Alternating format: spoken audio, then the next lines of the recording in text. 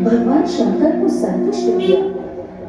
प्रसन्न होकर भगवान शंकर ने कहा, तुम्हें पुत्र प्राप्ति होगी, परंतु यदि गुणवान, यशस्वी, परम धार्मिक या संपन्न पुत्र चाहते हो तो उसकी आयु केवल 16 वर्ष की होगी। अगर उत्तम गुणों से हीन अधर्मी पुत्र चाहते हो तो वो चिरंजीवी होगा। इस पर धर्मात्मा मुकुंदो मुनि ने गुण संपन्न पुत्र की इच्छा प्रकट की, भले ही उसकी आयु छोटी क्यों न हो। भगवान शिव वरदान के अनुरूप मुकुंदो मुनि के आश्रम में मार्कंडेय नामक बड़े ही तेजस्वी और सुंदर पुत्र का जन्म हुआ। जब मार्कंडेय की आयु का 16वां वर्ष आरंभ हुआ, तब भगवान शंकर जी की बात याद करके मुनि मुकुंद और पत्नी बड़े ही व्याकुल हो उठे। मार्कंडेय विधि पूर्वक अपने ही नाम से शिवलिंग की स्थापना करके पूजा करने लगे। त्र्यंबकं यजामहे सुगंधिं पुष्टिवर्धनम्। पूजा के अंत में भगवान शंकर के मृत्युंजय स्तवन का पाठ करके वो शिव को संतुष्ट करने लगे। 16 वर्ष का अंतिम दिन आ गया। मृत्यु को साथ लिए बड़े ही विकराल रूप में काल देवता प्रकट हुए।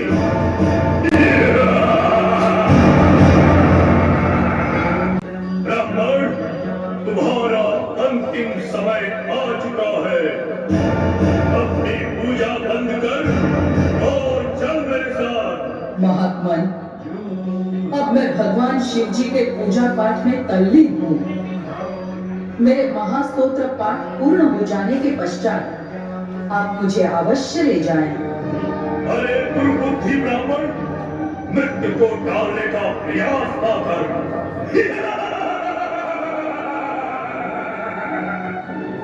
महात्मन, आप क्रोधित न हो। मैं आपके कार्य में बाधा लाने का कोई प्रयास नहीं कर रहा था।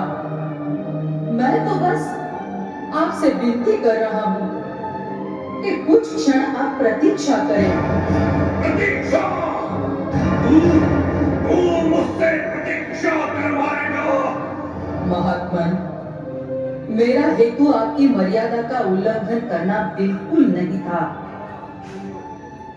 यदि कोई मैंने असत्य बात न की हो तो इस सत्य के प्रभाव से भगवान शिव स्वयं मेरी रक्षा करेंगे।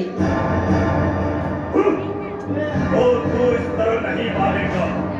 अब मेरा बल और पराक्रम दे, मैं अभी तुझे अपना ग्रास बनाता हूँ। रुक जाओ महाकाल, इतने कठोर न बनो। असंभव, इसका अंतकाल आ चुका है। इसकी मृत्यु को तुम टाल नहीं सकते। अगर अपने दास को बचाना चाहते हो तो बचा लो।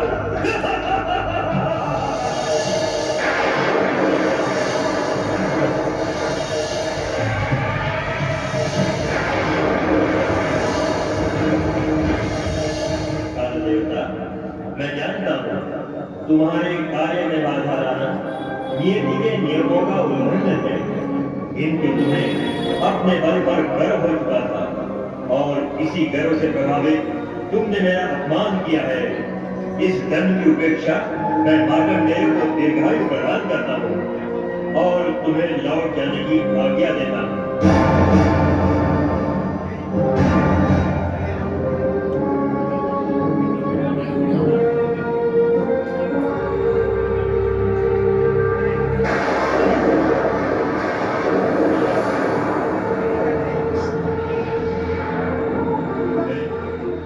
जिस तरह शिवजी ने मुकुंद मुनि का दुख दर्द दूर किया और मार्कंडेय को दीर्घायु दिया, उसी तरह से हम आप सबको भी दीर्घायु प्राप्त हो, यही हम गणेश जी से प्रार्थना करते हैं।